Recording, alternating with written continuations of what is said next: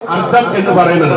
ഭാരതം എന്ന വാക്കിന്റെ യഥാർത്ഥമായ അർത്ഥം പ്രകാശത്തിൽ രമിക്കുന്നത് എന്നതാണ്.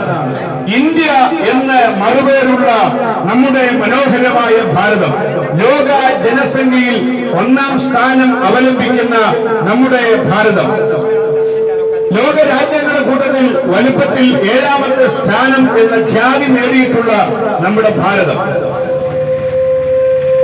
ജനാധിപത്യത്തിന്റെ ശ്രീകോവിൽ എന്ന് വിശേഷിപ്പിക്കുന്ന നമ്മുടെ ഭാരതം, മൂല്യാധിഷ്ഠിതമായ ഭരണ സംവിധാനം വഴി ഭരണചക്രം മുന്നോട്ട് തിരിക്കുന്ന നമ്മുടെ മനോഹരമായിട്ടുള്ള ഭാരതം, ഈ ഭാരതത്തിന്റെ ഭാഗമായ കേരളം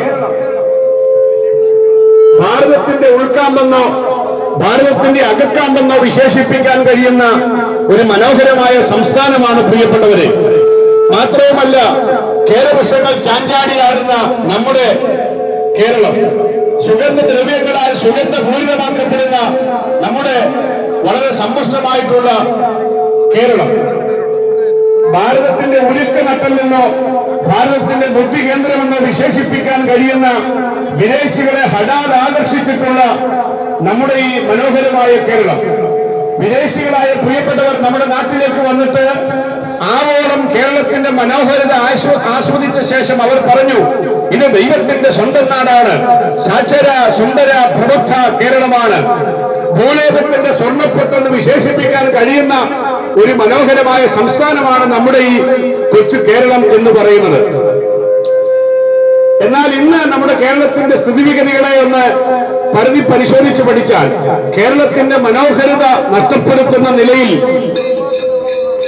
ലഹരിയുടെ കുത്തൊഴുക്ക് നമ്മുടെ നാട്ടിലേക്ക് ഒഴുകി ഇറങ്ങിക്കൊണ്ടിരിക്കുന്ന പ്രിയപ്പെട്ടവരെ. അതായത് ബുൾസൈ ഉണ്ടാക്കാൻ പറഞ്ഞു, ബുൾസയുടെ മഞ്ഞക്കരു പൊട്ടിയതിന്റെ പേരിൽ പൊരിഞ്ഞ അടി, പപ്പടം പൊടിഞ്ഞതിന്റെ പേരിൽ ഹോട്ടൽ അടിച്ചു തകർക്കുന്നു, പപ്പടം കിട്ടിയില്ലെന്ന് പറഞ്ഞ് ഒരു ഓഡിറ്റോറിയം ചില ചെറുപ്പക്കാർ തല തിരിച്ചു വെക്കുന്നു, ബീഫിന് കഷണം കുറഞ്ഞതിന്റെ പേരിൽ അടി, ചിക്കൻ കറിയുടെ ഗ്രേവി കുറഞ്ഞു പോയതിന്റെ പേരിൽ പൊരിഞ്ഞ അടി, ചായക്ക് മധുരം കുറഞ്ഞാലുടനെ കത്തിയെടുത്ത് പൊട്ടിക്കൊല്ലുന്ന മനോനിലയുള്ള ചെറുപ്പക്കാർ, ക്രീം ബന്നിന് ക്രീം കുറഞ്ഞു പോയാലോ, ഐസ്ക്രീം ചോദിച്ചിട്ട് കിട്ടിയില്ലെങ്കിലോ, ഇനി കപ്പലണ്ടിക്ക് എരിവ് കുറവാണെങ്കിലോ ബീച്ചിൽ കിടന്ന് അടി, ഭക്ഷണത്തിന് വേണ്ടി കലാപമുണ്ടാക്കുന്ന ആദ്യത്തെ സംസ്ഥാനമായിരിക്കും ഒരുപക്ഷെ നമ്മുടെ കേരളം എന്ന് പറയുന്നത്. ഇതിന്റെ എല്ലാം പിൻപിൽ വ്യാപരിക്കുന്ന ശക്തി എന്താണ് പ്രിയപ്പെട്ടവരെ?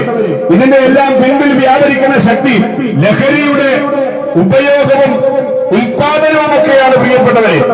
അതായത് കാജായും മിനിക്കുട്ടിയും 2020യും പോലെയുള്ള ബീഡി കമ്പനികൾ ഇവിടെ സുലഭമായി ബീഡി വിറ്റഴിക്കുന്നു. ഫോർസ്കോറും നേവി കട്ടും കാൽമാളും എന്നുവേണ്ട സെസർ ഫിൽറ്ററും ബിൽസും ഇതുപോലെയുള്ള സിഗരറ്റ് കമ്പനികൾ ഇവിടെ സുലഭമായി സിഗരറ്റ് വിറ്റഴിക്കുന്നു.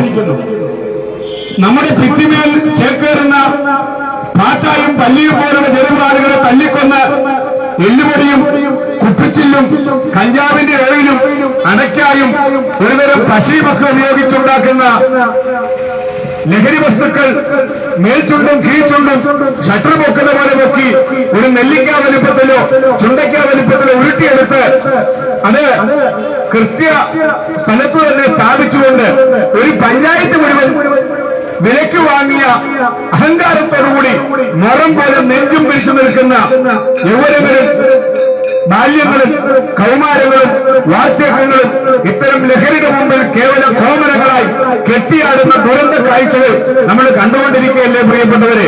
സ്കൂൾ കോളേജ് തലങ്ങളിലൊക്കെ ഇത്തരം ലഹരികൾ വിറ്റഴിക്കുന്നു. അതുകൊണ്ട് തന്നെ അറബിക്കടലിനും പശ്ചിമഘട്ടത്തിനും ഇടയിൽ സ്ഥിതി ചെയ്യുന്ന വശ്യസുന്ദരമായ ഒരു കൊച്ചു ഭൂപ്രദേശമാണ് നമ്മുടെ കേരളം. പക്ഷെ കേരളം ഇന്ന് ചോരക്കോളമായി മാറിക്കൊണ്ടിരിക്കുകയാണ് എന്ന് പറഞ്ഞാൽ അത് അതിശയോക്തിയൊന്നുമല്ല പ്രിയപ്പെട്ടവരെ. 1950 കണക്ക് പ്രകാരം ലഹരി ഉപയോഗിക്കുന്നവരുടെ ഏറ്റവും ഗുരുതര പ്രായം 28 വയസ്സായിരുന്നെങ്കിൽ ഇന്ന് 5ാം ക്ലാസ്സിലോ 6ാം ക്ലാസ്സിലോ പഠിക്കുന്ന പിഞ്ചു ബാല്യങ്ങൾ പോലും 10-11 വയസ്സുള്ള കുഞ്ഞുങ്ങൾ പോലും ലഹരിയുടെ കാണാക്കൈകളിലേക്ക് വഴുതി വീഴുന്ന കാഴ്ച എത്രയോ ഹൃദയഭേദകമാണ്. പുസ്തകമാണ്. ഇങ്ങനെ മുന്നോട്ട് പോയാൽ ജനിച്ചു വീഴുന്ന കുഞ്ഞുങ്ങൾ പോലും അവരുടെ നാവിൽ പോലും ലഹരി തൊട്ടുകൊടുക്കുന്ന പുസ്തകയിലേക്ക് കാര്യങ്ങൾ വഷളാകും. കുഞ്ഞുങ്ങളുടെ കാൽമലയിലെ ചുവപ്പ് മാറാത്ത പിഞ്ചുബാല്യങ്ങളുടെ ചുണ്ടനടിയിൽ പോലും ലഹരിയുടെ കറുകറുത്ത കഷണങ്ങൾ.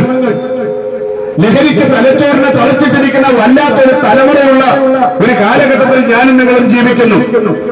ഇവിടെയാണ് വാസ്തവത്തിൽ വിശുദ്ധ വേദപുസ്തകത്തിന്റെ പ്രസക്തി എന്ന് പറയുന്നത്.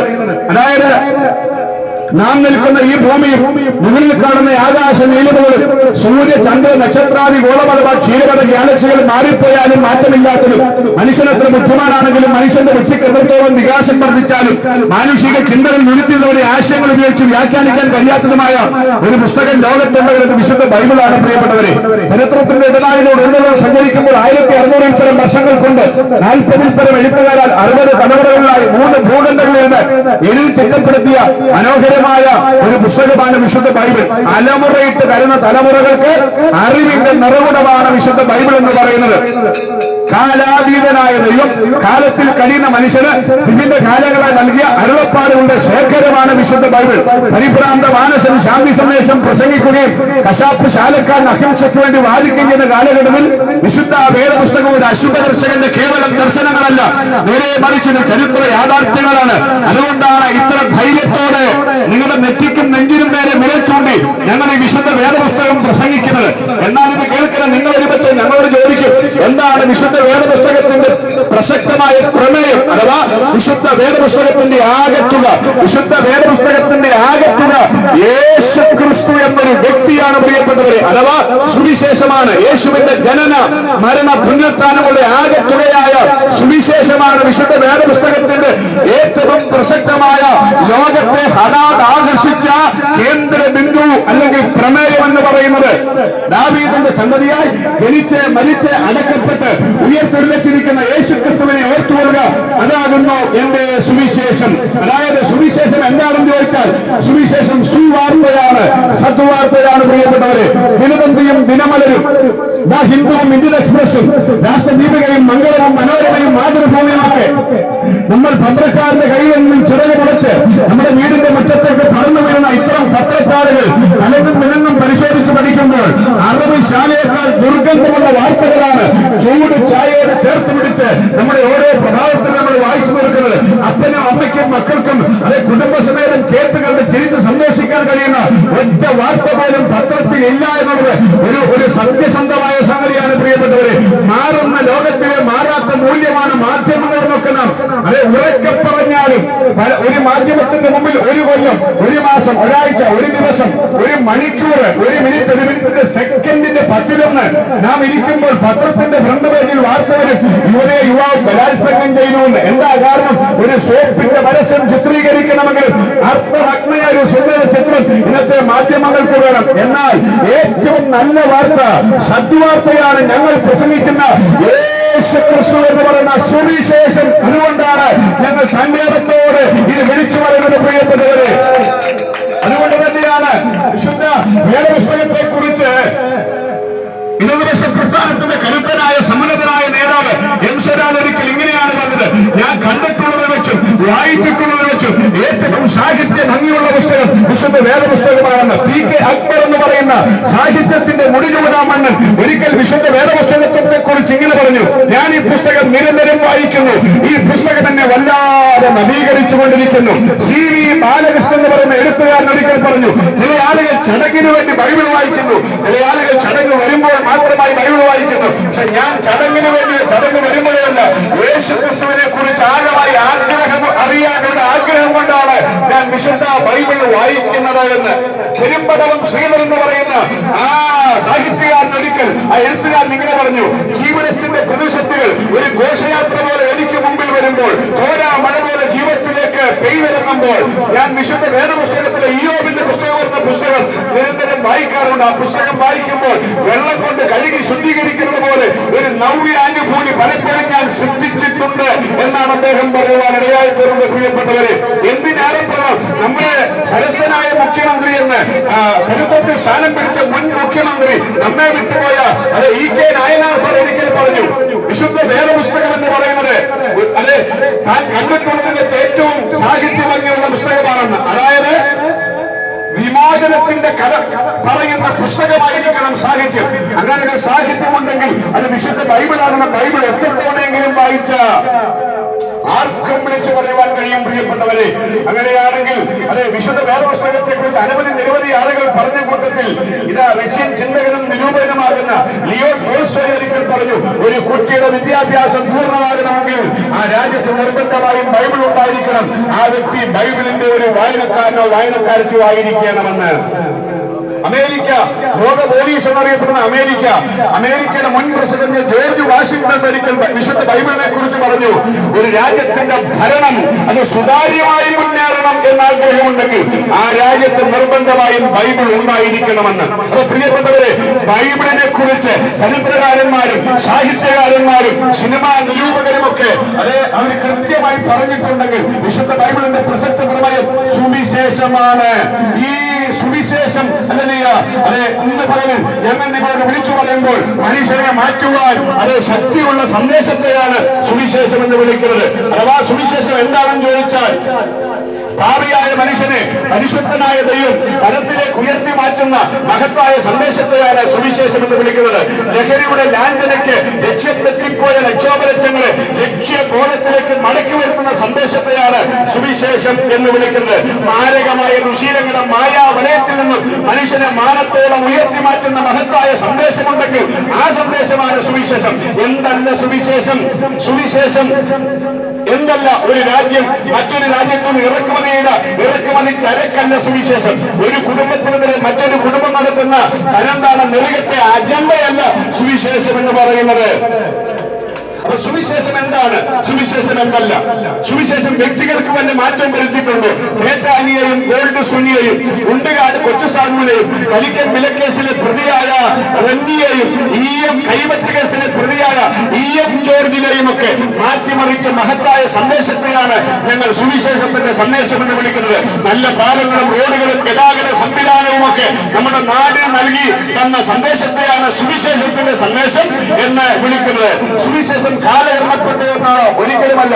ചില പോലീസ് അധികാരികൾ പറയാറുണ്ട്, നിങ്ങളെങ്കിലും ഈ സുവിശേഷത്തിന്റെ സന്ദേശമാകുന്ന മദ്യം വർജന ബോധവൽക്കരണ സന്ദേശമൊക്കെ ഒന്ന് നടത്ത്, ഞങ്ങൾക്ക് ഈ നാടിനെ നിയന്ത്രിക്കാൻ കഴിയുന്നില്ല. ചില അധ്യാപകർ പറയാറുണ്ട്, കുഞ്ഞുങ്ങളെ ഞങ്ങൾക്ക് നിയന്ത്രിക്കാൻ പറ്റുന്നില്ല, നിങ്ങളെങ്കിലും ഇതൊക്കെ എന്ന് പറ. അപ്പൊ ഈ കാലഘട്ടത്തിന് ഏറെ പ്രസക്തിയുള്ള സന്ദേശത്തെയാണ് സുവിശേഷം എന്ന് വിളിക്കുന്നത് പ്രിയപ്പെട്ടവരെ.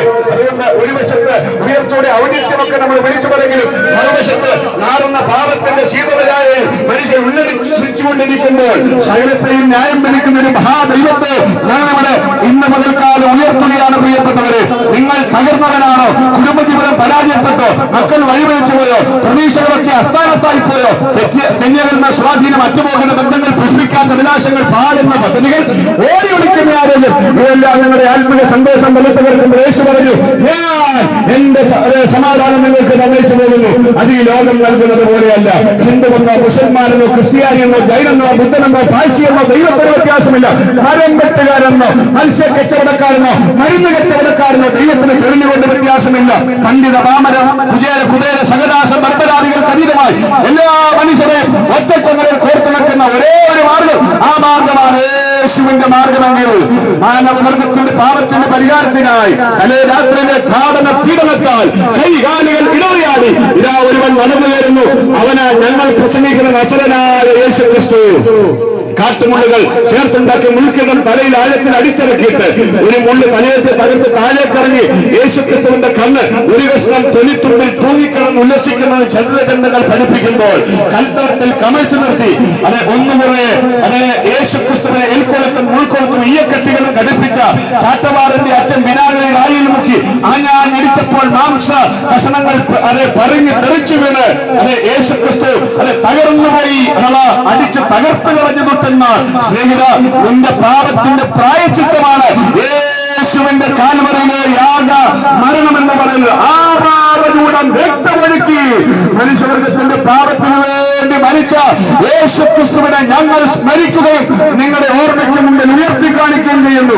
ഈ യേശുവിന്റെ ക്രൂശിൽ വെളിപ്പെട്ട രക്തത്തുള്ളികളിൽ വിശ്വസിക്കുന്ന ഏത് പാപത്തിന്റെ അടിമയാണെങ്കിലും, ഏത് മാരകമായ രോഗത്തിന്റെ അടിമയാണെങ്കിലും, ഏത് ശാപം പിടിച്ച കുടുംബത്തിലാണെങ്കിലും ആവശ്യമെങ്കിലും നിങ്ങളുടെ ശാപത്തെ തകർത്ത്, നിങ്ങളുടെ പാപത്തെ തകർത്ത് നിങ്ങൾക്ക് സ്വാതന്ത്ര്യം തരുമോ? ഞങ്ങൾ പ്രവേശിക്കുന്ന ഈ ശക്തിയുള്ള സുവിശേഷത്തിന് കഴിയുമെന്ന് ഞങ്ങൾ ആവേശത്തോടെ വിളിച്ചു പറയുമ്പോൾ, ഞങ്ങൾ ഞങ്ങളുടെ പ്രസംഗത്തിന് അവസാനത്തെ കുത്തിടുമ്പോൾ ഞങ്ങൾ ചേർന്ന് ഒരുമിച്ച് സധൈര്യം ആവേശത്തോടെ ലജ്ജ വെല്ലുമില്ലാതെ വിളിച്ചു പറയുന്നു, രക്ഷിക്കപ്പെടുമോ? ആകാശത്തിന്റെ കീഴിൽ ഭൂമിക്ക് മീതെ മനുഷ്യരുടെ യേശുവിന്റെ നാമമല്ലാതെ വേറൊരു നാമവും നൽകപ്പെട്ടിട്ടില്ല